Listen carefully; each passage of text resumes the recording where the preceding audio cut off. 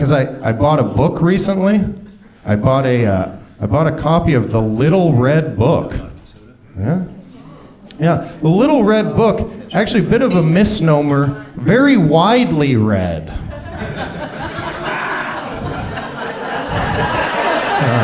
Okay, that was a little slow build there, right? It's a pun to start our day, right? Yeah, I wrote that joke for Johnny Carson 55 years ago. But it's still topical today, you know, it's still very topical. Yeah, are you all familiar with the story of the tortoise and the hare? You don't know the tortoise and the hare? Yeah, it's a pretty, Aesop's Fables, one of the greats, right?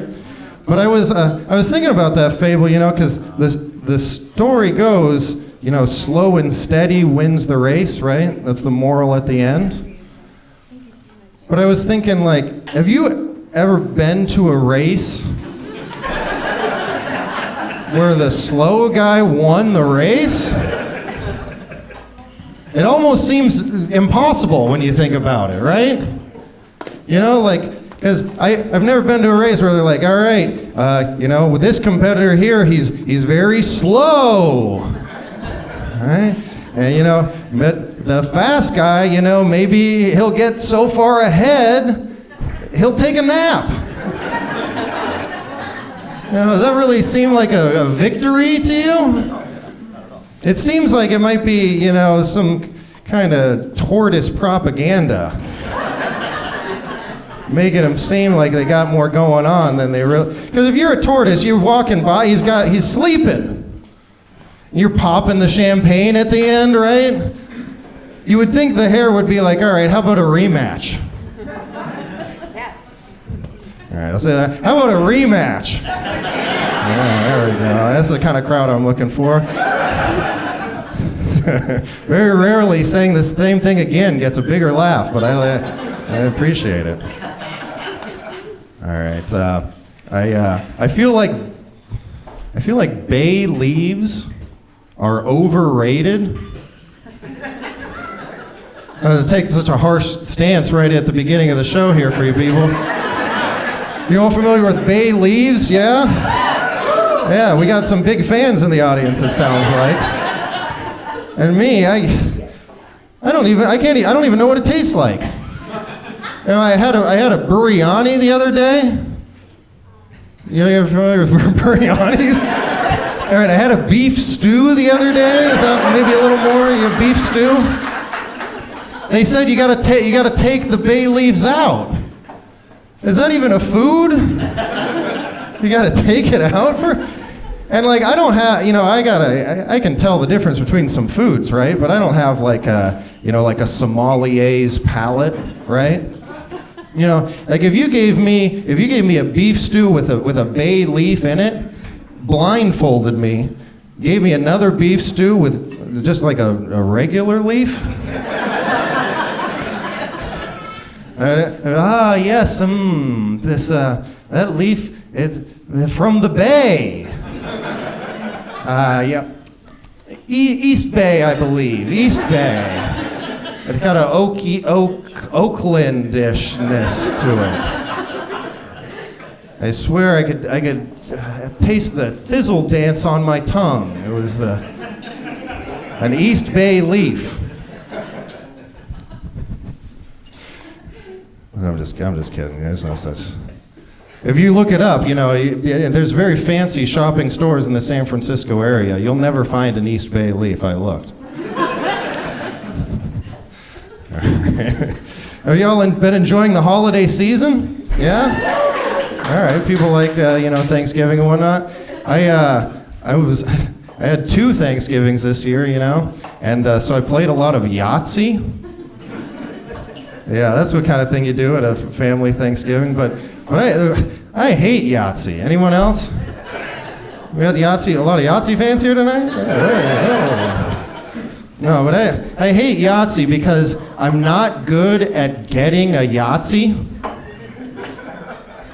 I don't know if you've played Yahtzee. It's crucial to the winning of the game.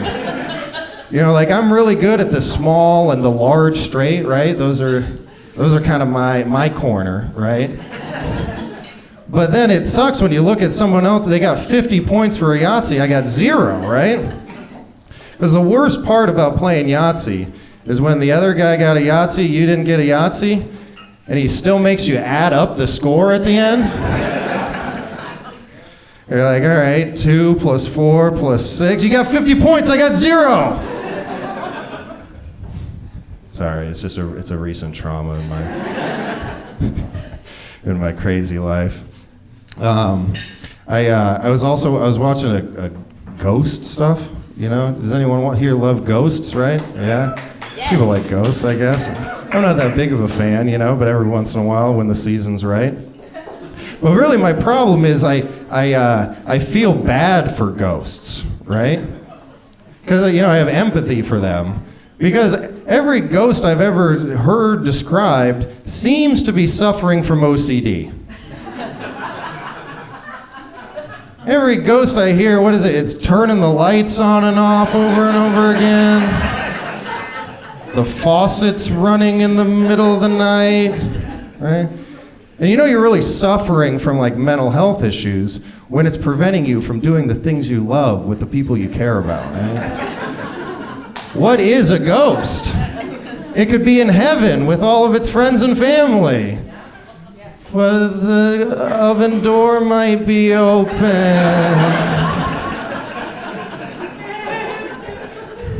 Yeah, it's a tough life out there for a ghost, I guess.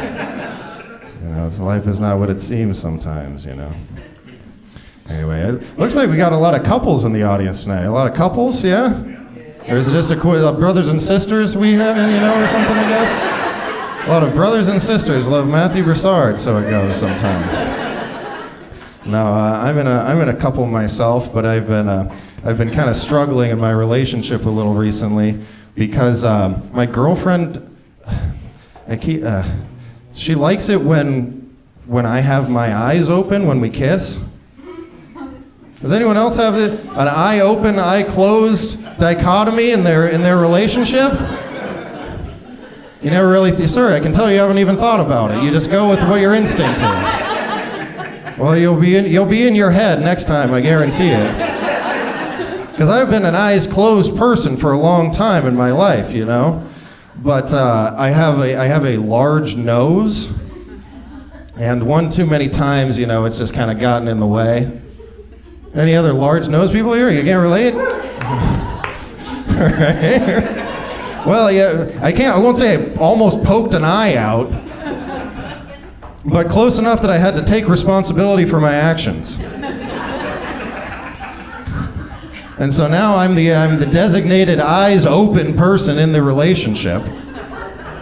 And I'll tell you, I don't like it that much, Because my girlfriend, she's very attractive from, about like arms plus as far as you want to go, plus, very attractive. But there's this thing that happens as she approaches closer and closer. Her eyes, they start to like move together in some crazy cyclops formation. I don't want to make out with a cyclops. I want the pretty lady from 3 feet ago. So I came up with a compromise, actually. I came up with kind of I met in a middle ground. One eye open. Does anyone else do this in the whole world? Make out with one eye open? I know you're supposed to sleep with one eye open, but this is another level. You do it because that way you don't get the crossover. You don't get the. It's not parallax. It's something else, but. I guess nobody here knows, so I'll say parallax. You got the parallax effect going on, you got to close one eye, right? Okay, now I want y'all to picture kissing your loved one with one eye open, right? How many of y'all close the left eye? Okay, how many close the right eye? Okay, we're kind of split here. Okay, so I read this thing from Freud. You know Freud? Yeah, suspicious character I can see in your eyes already. But yeah, he said people that close the left eye leave the right eye open. He said that they exhibit characters of courage and like they, I don't know, alpha type character people, right? He said people that close the right eye leave the left eye open. Latent homosexuality. Yeah. Now this guy 100 years ago was the smartest guy anybody ever knew. But now you read his books, it's like, is this a Judd Apatow script? Is this, you know how I know you're gay for 5 chapters in a row? All right. Well, you guys have been a really fun